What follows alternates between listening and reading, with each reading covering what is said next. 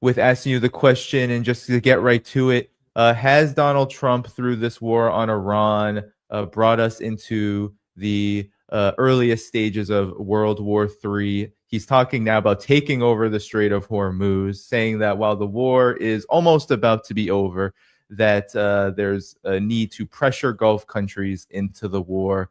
And there's been, of course, a lot of volatility, not only on the military side, but the economic side as well, with oil prices just doing jumping jacks, with all of Donald Trump and his administration's mixed messaging here. So what's the seriousness of the situation as you've seen it now that we are about to enter the end of week 2 of this war? I think we are in the early stages of War III. I don't think this war is about to end. It could, but what Donald Trump says is so inconsistent minute to minute. He doesn't explain anything. He just exposes his mental instability. So when he says that it's almost over, but let's escalate, this is par for the course. This isn't tactical. This isn't the madman theory. It's just a madman. We should understand that. It means that the world situation is extremely dangerous because the United States government, for the moment, is in the hands of a malignant narcissist who is losing control over any remaining inhibitions at all. You're on mute, Danny. Sorry. No problem. Thank you so much. Professor Sachs, Donald Trump has, in the U.S., in Israel, of course, they had their objectives as the elimination of the Iranian government. It seems like those objectives have failed.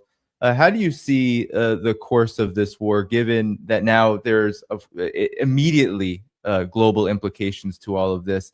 And it seems like despite privately advisors telling Donald Trump to seek an off-ramp, that seems more and more difficult, especially with these objectives not being anywhere close to being met. I think that there are two critical time dimensions involved. One, which the military analysts rightly point to, is the question of whether the anti-missile defenses will run out before Iran's missiles run out. And that is likely. So as the days go on, the capacity of Iran to inflict grievous damage to Israel and to the Gulf region will grow, most likely, from all that the analysts say. The second time horizon is the global economic crisis. Trump got spooked yesterday when oil prices soared to $120, so he made up something immediately to say, oh, the war is almost over. And that caused the prices to drop. It amazes me still how people listen to the words of that man. But clearly he was spooked, and he should have been spooked. We're on the way to a global economic catastrophe. Give it another few weeks. The production of gas and oil will be shut down. The facilities for transporting that gas and oil will be destroyed. The port facilities will be destroyed, and the Straits of Hormuz will still be closed. That is the underlying logic of the path that we're on right now. That will lead to a massive global economic crisis. So this is all about timing. If Trump were a sane man, what he said yesterday that, well, the war is almost over would be his excuse for just stopping, which is the right policy for the United States and Israel, by the way. But he's not a mentally stable person. And the U.S. system is so broken that it's like Rome being in the hands of Nero or Caligula. You know, we're in the hands of instability. We're not an institutionalized constitutional system. We're actually in the hands of a kind of madness right now. So this is the real point that I'm hoping, of course, that somebody is able to prevail, maybe his chief of staff, maybe somebody inside, to say, Mr. President, why don't you sit down and take a rest and have a cup of tea and everything's fine, or you've won, everything's great, now stop the shooting and you'll be a hero.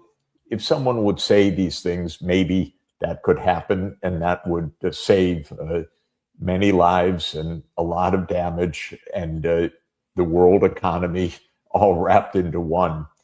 But it's not happening yet. Yeah, yeah, and I'm wondering, Professor Sachs, if you could, given the importance of the Strait of Hormuz in all of this, how does this, Iran hasn't actually formally closed it. Iran has definitely threatened to close it, and the war has essentially brought it to a close. But Iran has said that if the U.S. Navy does what Trump is promising, which is to escort ships with the U.S. Navy, commercial ships with the U.S. Navy, that it will be ready for those ships. How catastrophic would this be? Because the Strait of Hormuz is I think 20% of the world's oil flows through there. And we already know that Saudi Arabia, Qatar, Kuwait, all these countries have reduced their oil production significantly because of the war. Clearly, this would be a worldwide economic shock of enormous proportion. We've been through shocks like this, especially in the 1970s, both in 1973-74 and in 1979-80, the first around the 1973 war between Israel and its Arab neighbors, principally Egypt, and 79-80 around the Iranian revolution and all of the tumult that surrounded that. In both cases, the world went into an economic contraction. We had what was called stagflation, soaring prices, falling living standards, falling employment, falling output. This would happen again with any kind of prolonged continuation of this war. I don't think that it is feasible in the real time needed to save the world economy for the United States, even if it were wise to do so, to militarily defend the open seaways of the Strait of Hormuz. It's not feasible in the next weeks, probably in the next months, perhaps not really feasible in the long term. It's a narrow strait. Shooting at it shooting at the ships passing through is not difficult. The Iranians have said they're not letting ships through, and they won't, in my view. The whole military adventure was premised, it seems, on the delusional idea that a decapitation strike would change the regime. And this is par for the course of Trump's impulsivity and the lying of Israel, because Israel's strategy was to entice the United States into this action. It was Netanyahu's dream for 40 years, he's told us. So I'm sure that whatever Mossad told Trump was only good news. One-day operation, everything will be easy. Trump's a fool, we have to understand. He's an idiot. So he's heavily influenced by what he hears. He knows nothing in particular. And probably he was played by Netanyahu and by Mossad, and perhaps by his own CIA. We don't really know the inside story of this, but I don't think they have a military plan that is feasible and realistic within the time horizon of saving the world economy from a catastrophe. Yeah, and Professor Sachs, Donald Trump recently just said that he was told by Jared Kushner that Iran was going to attack the United States first, and has even suggested that Iran had Tomahawk missiles itself to strike the school that killed, I think, over 150 young schoolgirls in Iran. Now, the war crimes are all out there for everyone to see. Even the New York Times and mainstream media are talking about this quite frequently now. How does this affect, given that you said we're in the early stages of World War III, how does this affect the world situation, how the U.S. has behaved here? Because over and over again, the Trump administration has essentially said the UN, any kind of international law just does not apply. And they're being very open about it, both in their behavior and words. Trump seems to be in a state of delusion right now that he controls the world. Perhaps what he perceives as a great success of having kidnapped the president of Venezuela has convinced him of this. It's very hard to fathom what goes on in that man's head. And if he's listening to Kushner for his intelligence, well, it's even worse than I thought. And I did not know that was the supposed source of the intelligence on this. Oh, my God. We're out of control, basically. And there are no grown-ups around anywhere within sight in the U.S. scene. Hegseth, Rubio, it's a mix of psychopaths and incompetence that is absolutely stunning.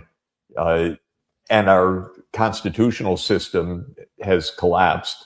The Senate's basic word is, don't ask us. We don't want to get involved in any of this. We don't really need to know.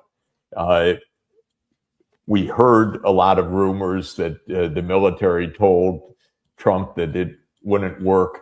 Of course, we don't know what was really said, but it's quite believable. If that's actually the case as well, it shows how utterly, profoundly degraded the American situation is right now. There doesn't seem to be a process. There seems to be a son-in-law, a business partner, a bunch of grifters, a few sycophants, and a mentally unstable leader.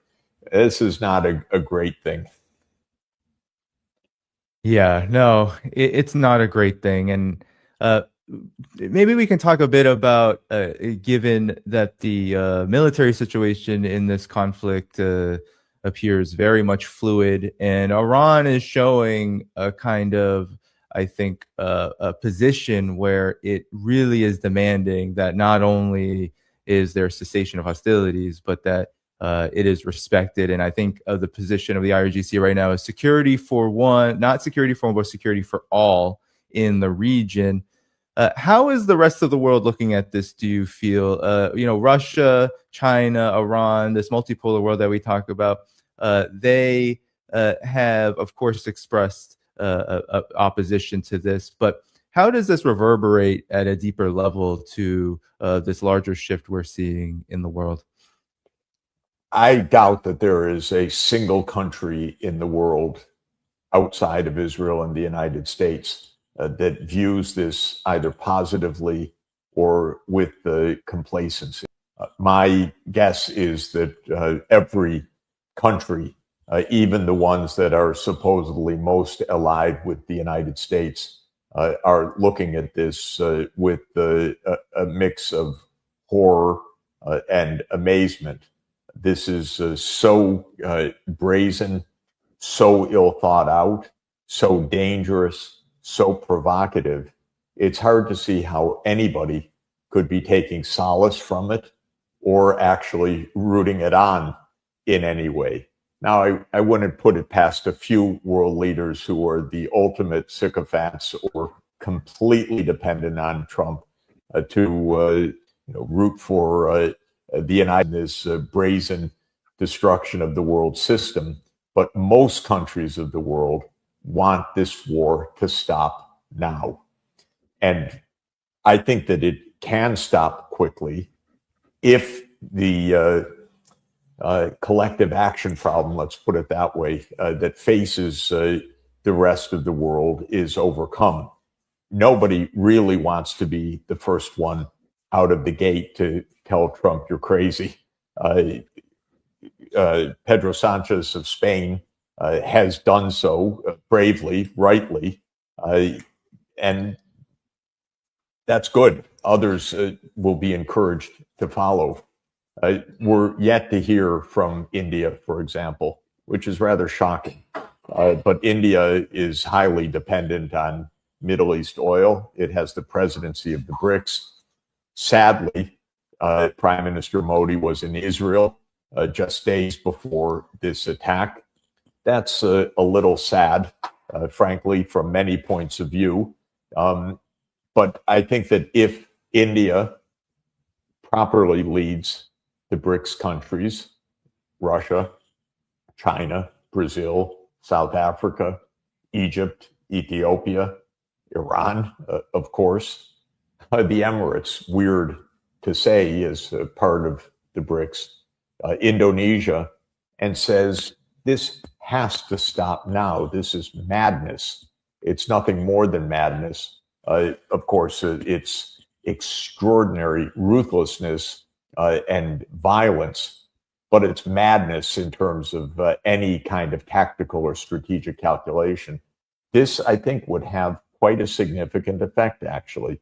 It's not just words. If the world stands up and says out loud the truth, that this is a brazen US and Israeli attack on the whole world, because it will bring down the world economy, because it was completely unnecessary, completely unjustified, completely illegal, it would have, I believe, a significant effect. Maybe we will see that happening in the coming days.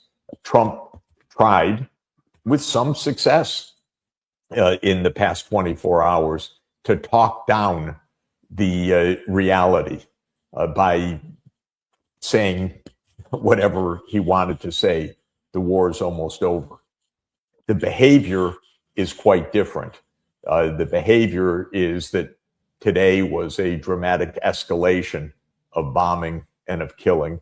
And I think that even as Trump said, he's not going to do anything without consulting Mr. Netanyahu. And Mr. Netanyahu is not going to say, why don't we just go home? So this war is going to continue. The oil prices will spike again. The stock markets will crumble again. The question will be whether there is an ability of collective action by the rest of the world, which is the victim of this U.S. aggression.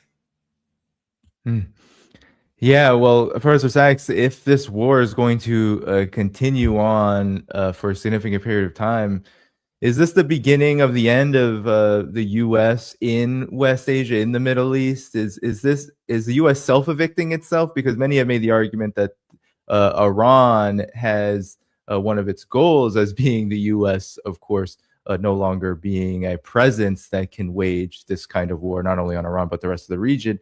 But is the U.S. also doing this to itself by engaging in this reckless war? A war that is so dangerous and brazen and so ill thought out as this could end quickly because the whole thing is fatuous.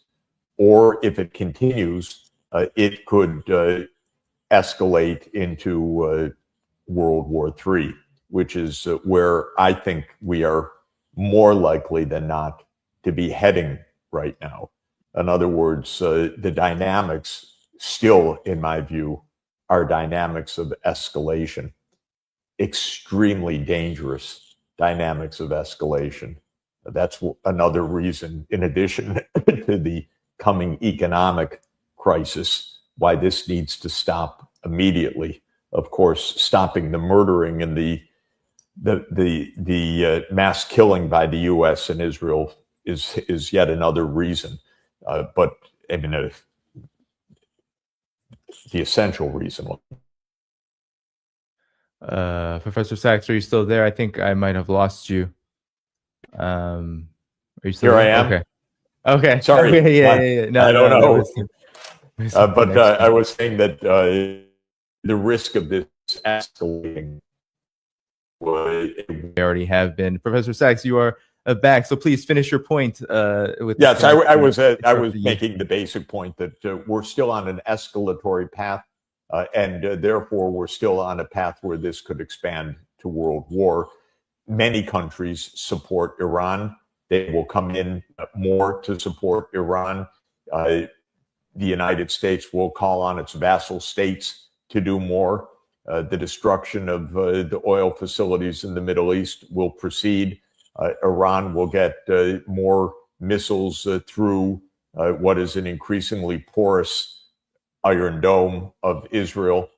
In other words, the dangers are manifold of an expanding conflict, and the dynamics, in my view, are still in that way.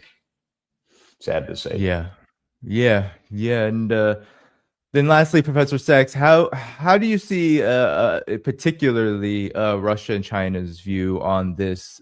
Because many made the comments before the war started that Russia and China were firmly in support of Iran.